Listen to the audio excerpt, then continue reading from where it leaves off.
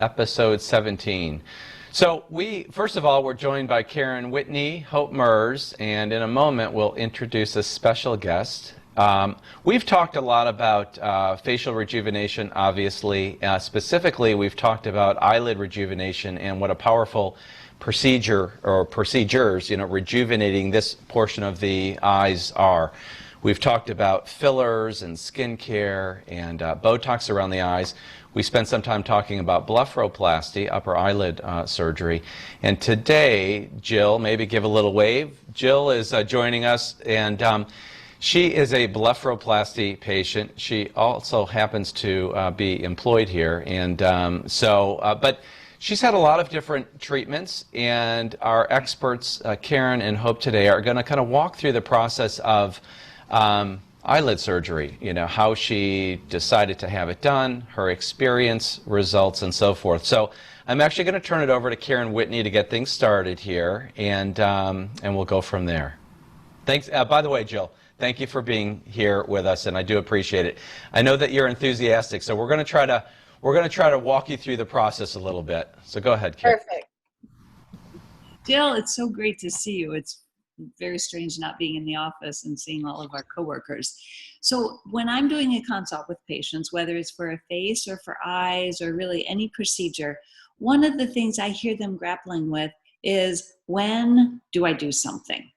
They might come in, oh my gosh, I'm ready, do this, take care of it. But a lot of patients really aren't sure. When is the right time? Well, when do I know when I should have this done? So I'm always curious what the trigger was that you said, I'd like to get my upper eyes done. I think when I first started working here and I saw the patients that were coming in for this particular procedure, and I started noticing myself and started looking at my eyes and looking at the hooding and looking at how it was just making me just look tired. And then when I was here for a while and I realized, I got familiar with the procedure and I saw the recovery and I realized how easy it was and why not, and why wait till you're too old to enjoy it. So I decided to go ahead and have it done now. Mm-hmm. I love that. And also, I usually tell patients, to me, getting these procedures done, especially the upper eyes, is a little bit like you move into a house, it needs replacement windows, but for some reason you're waiting on biting the bullet and getting it done. And I tell people, just get it done right away so you can enjoy it. And that's exactly what I just heard you say, is get it done sooner rather than later. It's inevitable. May as well enjoy it, right? Absolutely. So what was your biggest fear? My biggest fear is just anyone being near my eyes. I never had LASIK done because of that. But then after I was here for a while and met the team and got to know Dr. Mendelsohn, I was very, very comfortable with him working in that area. Mm-hmm. So my biggest fear was that, just someone literally working that close to my eyes. But then after, like I said, getting to know everyone and seeing how easy the procedure was, I was totally comfortable to go ahead. Awesome. Yeah, I think a lot of people are kind of squeamish about their eyes. Mm-hmm. And we use Valium now as a kind of a cocktail pre-op. Did you have, when you were back having your procedure done, were you anxious at all? Or did the Valium chill you out? I was not anxious at all. I actually had half a Valium. I had never taken it before, but I had no idea what it would do. And I kept saying, a half, are you sure? But a half was great. I was totally relaxed. And by the time I went from the pre-op room into the OR, I was completely relaxed. I kind of knew what he was doing. Didn't bother me at all.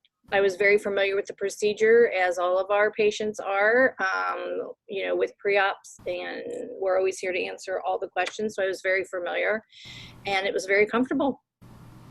Jill, can I just go back for a second? Can I just ask you, so I understand. So had you ever considered having your eyelids done before, or was there any specific trigger? Had you discussed it with anybody prior to starting to work here at Advance? No, I had never considered it. I had never discussed it with anyone. It was just, like I said, just starting here and learning more about it and being comfortable with it, and just realizing, if you would have told me that before I started here and before I was familiar with the procedure, I would have never, ever, I would have said, no way, no way. But that's because I didn't know anything about it. And then when I realized how easy it was, it was a piece of cake. So, and I didn't mean to interrupt Karen a moment ago, but so let me ask you this. When you thought about having it done, before we get to the procedure, what did you talk to your family about it? Were they supportive? What did friends say? Just sort of trying to get a sense for, so now you're someone who's really never thought about it. Maybe somebody here convinced you to do it. It wasn't me, I know that, but I'm just wondering sort of how it evolved and how you go from not knowing about it to wanting something done. You did mention, you talked about seeing procedures and results, and people were happy. But with regards, to the support of your family, tell me about that a little bit. How did you bring it up at home, and what was their response? So my daughter was all for it. I mean, she understands the industry and she was all for it. She was very familiar with the procedure. My husband thought I was crazy because the only thing he had seen is people on TV that look like, lifted and look like a deer in headlights. So that's the first thing he thought. So I really, really had to explain it to him. He was the one that was just like, no, no, no, no. But once I explained it to him and I told him, it's not anything that's going to make me lift a lot through here. It's just basically just removing this skin. He was finally on board. And it's funny because we spent quite a few hours in the car a couple weeks ago, and it's been 2 years since I had my eyelids done, and he finally looked at me and he said, I get why you did that. I think I need mine done now. So he finally got it. Okay. That's funny. A lot of times, as during consultations or during this process, we like to invite significant others in because generally, most significant others are supportive, but they fear a few things. They fear looking unnatural. And what you were just talking about with looking unnatural, I know Kenny Rogers has passed away, so we probably should talk about him in a negative light, but he was sort of the poster child for what you were just doing, the way you were, the fear is, raising those brows and especially for men looking feminine, which we don't want to do, but just looking unnatural, losing your look. And so, so that's a big deal. The other thing, though, is, so tell me about your daughter. So she was on board right away? Yes, Jordan was on board right away. Jordan, she's 25 now. She gets it. She feels that if it's something that is going to make you happy and it's not something that's going to hurt you in any way or risk your health in any way, then why not? So yes, she was on board. My son wouldn't notice if my hair was on fire. So we'll just take him out of the equation. Okay. So Karen, if you could come back for a second, just so you guys have, it's a little bit different here, but we're talking about support in families. And so we know what you do here.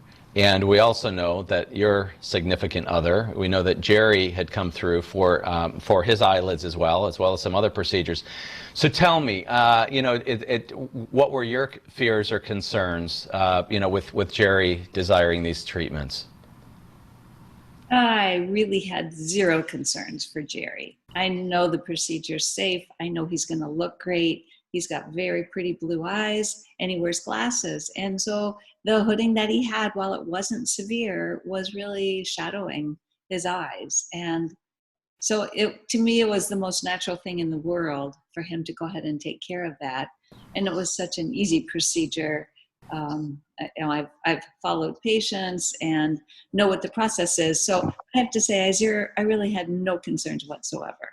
He had it done on a Thursday, I think, and we had out-of-town guests come in. And we went around, went about business as usual. Because he wears glasses, you really couldn't even see the suture. So.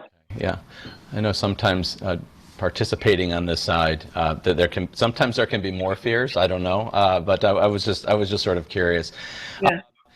So Jill, what else? I know with these ladies here, you've had some other things done. I mean, we'll get back to the eyelids in a moment, but you've done some things with your skin and Botox and fillers.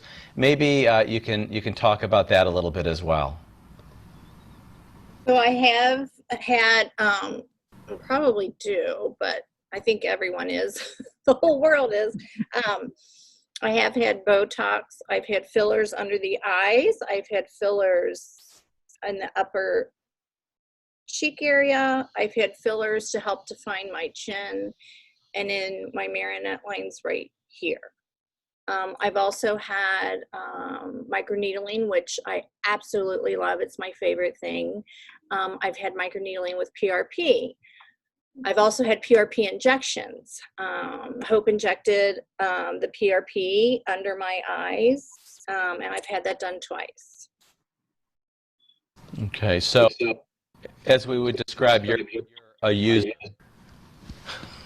Okay. So I remember, I have a little story about Jill.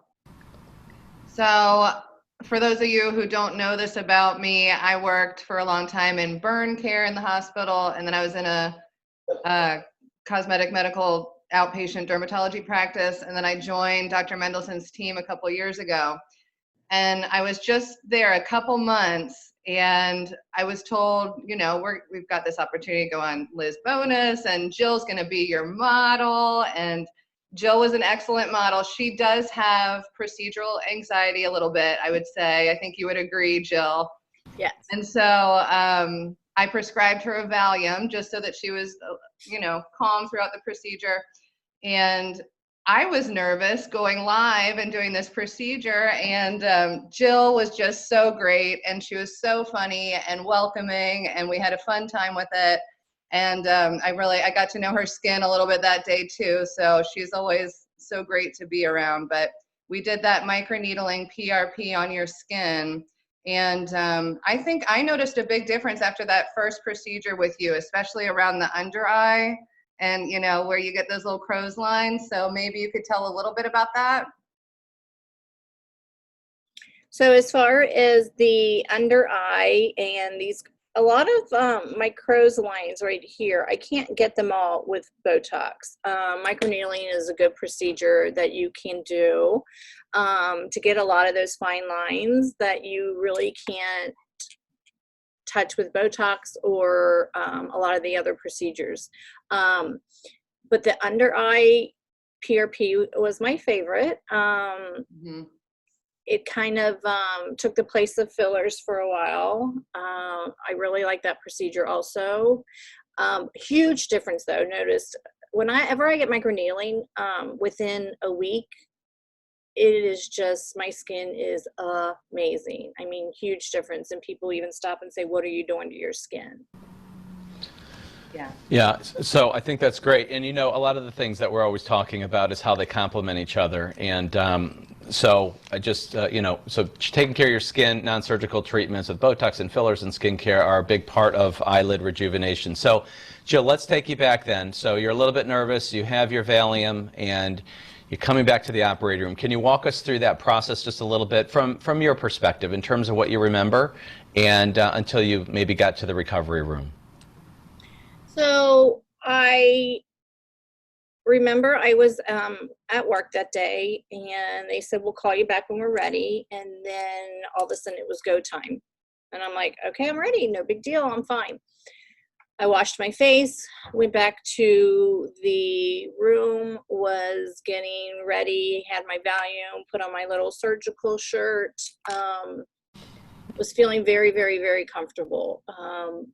You know, it was something that I didn't even, once I was back there, I didn't even think twice about it. And then Dr. Mendelsohn said, okay, we're ready. Went to the OR, put on my favorite music. I don't remember what it was at the time. It was probably country. I don't remember what we put on, but put on the music. I was totally relaxed, just kept my eyes closed the whole time. I did talk through the procedure, but I pretty much talk all the time, so they probably wish they would have given me more value. And I knew, like, he explained everything. I knew exactly what he was doing, and literally it took maybe 20 minutes. Yeah, it's a pretty quick procedure for sure. So yeah, I remember you. I'm not sure you're ever quiet, actually. So I think you did talk through the procedure, which was great. So okay, so you're back here. So you get to recovery room. You get home. Tell us a little bit about that night, and and what you experienced. So after I left the recovery room, I felt completely fine. Like, I think the only reason why I had to have a ride home was because I had taken Valium. I mean, I literally felt fine. I looked fine. I had, at that point, not a lot of swelling or anything, no pain. So I go home, and I didn't know what to expect. I'm thinking, okay, I'm ready. I have my Tylenol ready, whatever I need. I had dinner. I went into my room, propped up my pillows, slept a little elevated. The only thing, I did not have any pain. I felt a little stinging sensation, and that really was it. I slept very well that night. I did take 2 Tylenol just as a precaution. I didn't know what would happen, like, once the numbing and everything wore off. So before I went to bed, I took 2 Tylenol, slept perfectly through the night, got up, minimal swelling, if not, I mean, it was fine. Got a shower, drove myself to work. I had a meeting, also came in for my 1 day. What was nice about my procedure is Dr. Mendelsohn was very, I can remember, I kept saying, oh, you don't need to do that, or you don't need to do that. And he said, no, you are my patient now. You are not my employee. And that was very nice. He treated me like a patient, even though there are things that I'm like, oh, you don't have to look at me the next day, or you don't have to do this. But it was, I was treated as a patient, came in the next day for my 1 day. Everything was fine, stayed for a meeting. I wore my glasses the next day, and you couldn't even tell where I had my sutures because of the way where the rims hit on my glasses. Drove myself to work, stayed here for a few hours, got some things done, went home. The next day, I had it done on a Wednesday. The next day was Thursday. Friday, I had it done in May, a couple years ago in May. And that's when, everything was pretty normal in our world. And we had a lot of graduation parties. And by Friday, I was at a graduation party. It was outside, so I wore my sunglasses. But a lot of my friends had known. And so many people said, I want to see, take your sunglasses off. And they were amazed. First of all, they were amazed I was even there 2 days later, because I think people think it's a lot worse than it is. But I was fine. I had very little swelling and very little bruising. And that whole entire weekend, I went to more graduation parties and went out to dinner. Yeah, and Jill, I think your experience is pretty typical, actually. I mean, obviously, there's a range, and I think being prepared for, if you're going to graduation parties, how can I go? Can I wear glasses or sunglasses? If you're going to work, are you able to hide things if you desire? Some people don't care, but it's very obvious. Anytime you're communicating with somebody, you're looking at their eyes, and so you're going to notice it. And when we talked about upper blepharoplasty before, well, really any of these procedures, anytime there's any swelling around the eye or any difference, even from morning to night, as the day progresses, we're very in tune with what's going on in that area. And so the biggest thing is swelling. Everybody's going to have some swelling. And Jill, I know that you just said that you didn't have a lot, and you may have expected worse, and that's a good thing. But it's definitely different. And we will put some photos up and direct you to some of Jill's photos throughout her recovery. But so that's the biggest thing, is if you don't want anybody to know, besides having a little suture that's hanging by the corner of your nose and out here, you need to wait about a week or so for that suture to be removed. For women, well, for men and women, there's typically not a lot of bruising. For women, if there is a little bit of yellowish discoloration or a little bit of bruising, and you'll see some of that, it's easy enough to cover it with makeup, particularly after the suture is removed.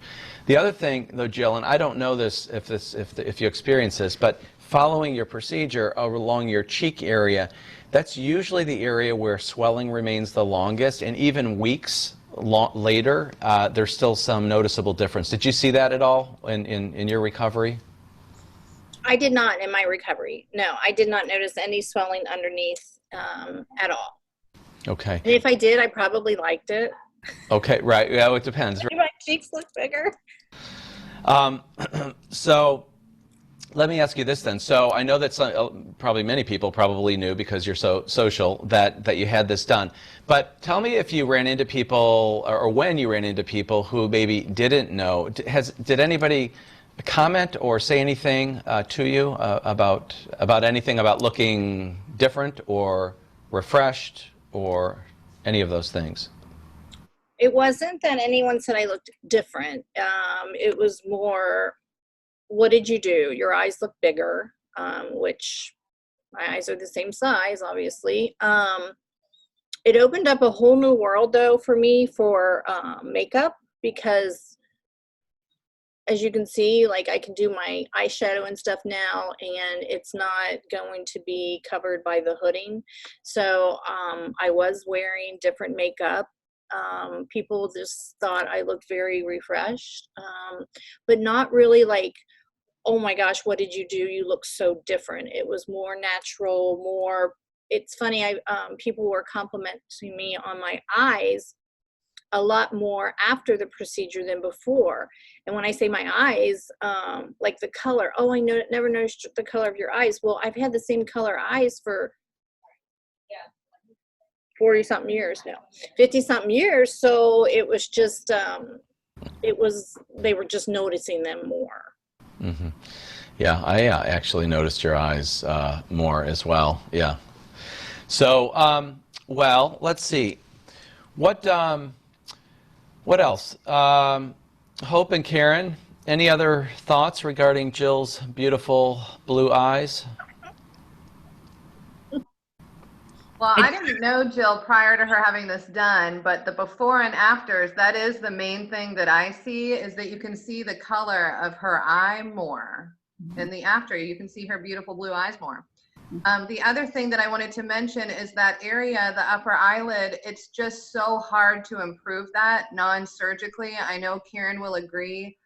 I mean, we can do some Botox in certain areas to lift the brow and kind of help for a while. But really, if you have that redundant skin, genetically, you have a predisposition for it, it gets worse, worse, worse. You know, we've seen people in their 30s that need to have that skin removed. It's just sometimes something that you need to do to improve this area here. So I wanted to kind of mention that, because I don't know that patients and people know that how easy it is and how quickly it can make such a big natural improvement to your eye area. So yeah, that's a really good point, Hope, about age. A lot of the things, you know, we've discussed, we call a lot of these procedures aging face, and it's true, as we age, we lose volume and elasticity, and we need to maybe make some modifications to that. You know, with upper eyelids, anatomically, there are some young women, you know, we'll go back to looking at, or patients will come in, they'll say, look at my high school yearbook photo. They have heavy eyelids. They have, anatomically, there's extra fatty tissue in that area. That doesn't mean they need to have anything done, of course, but as they approach, you know, as we all approach our 30s and we start losing elasticity and we see changes, sometimes that's enough of a difference, of a trigger, that, that a blepharoplasty really may be indicated. So this is patients, candidates for upper blepharoplasty really range of basically all ages. And it's nothing that we're determining that you need, but when, especially today, and we were just talking before we got on, Karen Whitney was saying she was talking to her daughter about all of these Zoom meetings. You know, we went from selfies and now we're talking about Zoom and finding, you know, being critical of ourselves.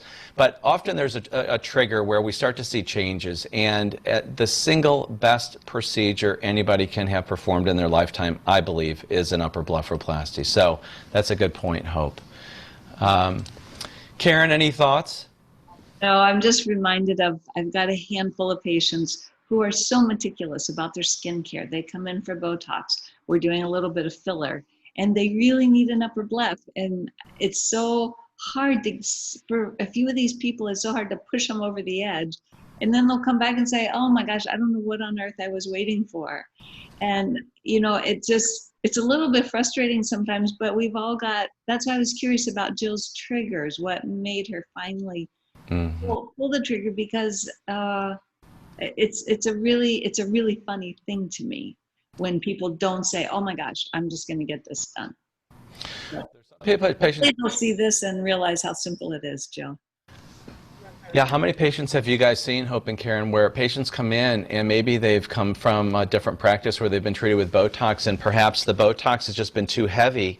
I mean, we see that with ptosis, but the truth is some patients, you walk that fine line, no pun intended, between too little Botox where you still have wrinkles and too much. And many of those patients, right, have redundant eyelid skin or some hooding. And those patients are really great candidates for an upper blepharoplasty. Well, Jill, thank you very much for sharing your story. I'm going to put a link in the description. I know that throughout the process, Jill was one of our true selfie models, and we've got a lot of footage. Both some is graphic in the operating room, and some is really just her telling her story. So we'll put a link there. The other thing that I want to share today is for any of you who are our patients. We did send out a promotion for the month of May regarding Botox. And Botox for $9.99 a unit. Karen and Hope have graciously expanded their hours, so there are more evenings and weekends covered throughout the month of May. We're hopeful that we're back. I guess technically May 1st or 2nd is a Saturday, and I think we are open that day from what I heard yesterday. So feel free, if you're already a patient, you can jump on the portal and schedule if you want to take advantage of that. But otherwise, we wish you all a wonderful afternoon, and we will see you back tomorrow. Thank you guys very much. Thank you. Bye. Thank you, Jill.